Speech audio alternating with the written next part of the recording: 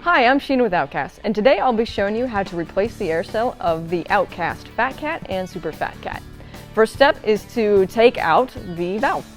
If you can, have the float tube up on air. That makes it easier to actually take the valve out. So to do that, you've got the valve wrench that comes in the repair kit of your tube. You just get it in there and give it a nice crank, and then it should start coming out.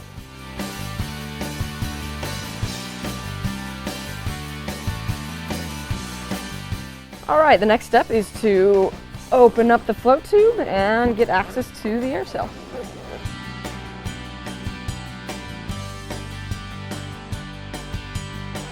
Now we're just going to go ahead and pull out the old AIREcell from here. Maybe if you just have a pinhole or something like that from here, you can also maybe patch it, but for the sake of demonstration, we're just going to replace it clear out.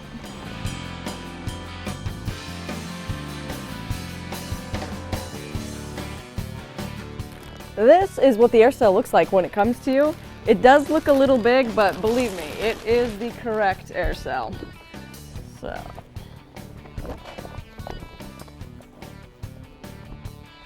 see, a little big. It's the right one though. All right, first, before we lay this in, we're actually going to remove the top part of the valve.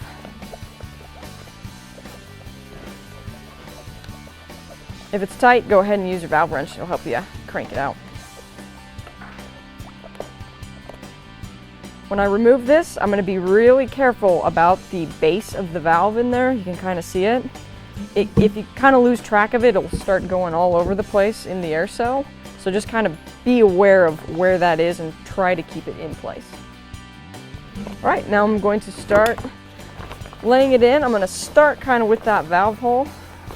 Kind of get it into place and begin working around the float tube. You really just want to make sure it's as straight and as even as possible. You're going to want to take the tip of the AIREcell and actually be sure it gets into the tip of the float tube.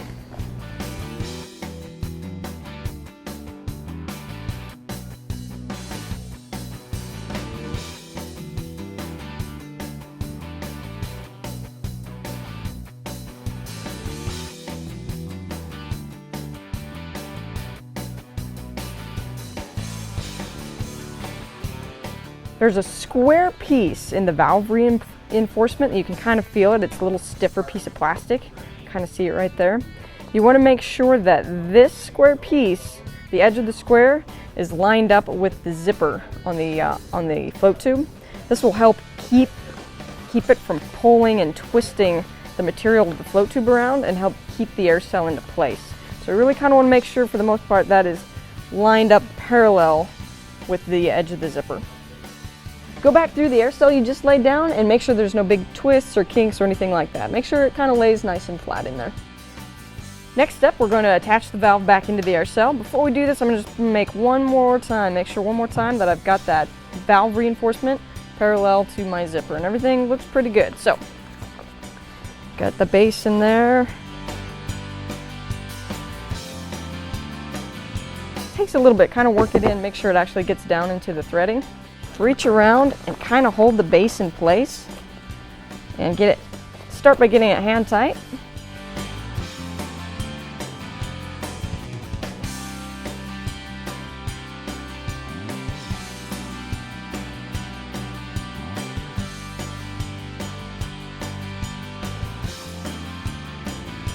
Now we're going to inflate the float tube to see if we got the AIREcell seated in there correctly.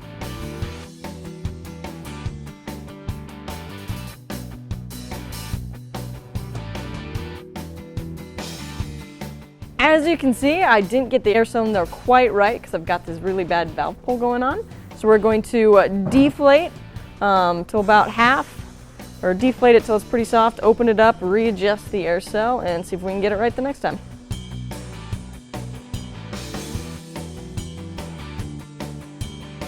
I think the crease was caused and the bladder twisted when I was tightening down the valve. I could kind of feel it twisting in there, so I'm going to undo that and get back in there, retighten it down, and try to get that twist out.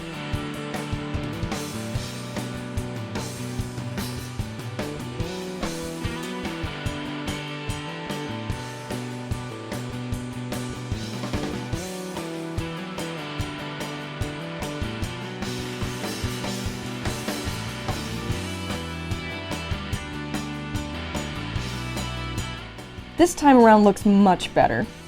What happened the first time is when I was hand tightening down the top of the valve, that square base had become misaligned ever so slightly, and that caused the valve to pull. The second time I did a better job keeping that valve reinforcement nice and square to the zipper, and it turned out great. So now we're going to torque down the valve nice and tight using our valve wrench. Give it a couple cranks.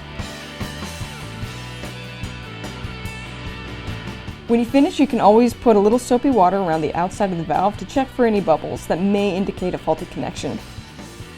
And this looks pretty good.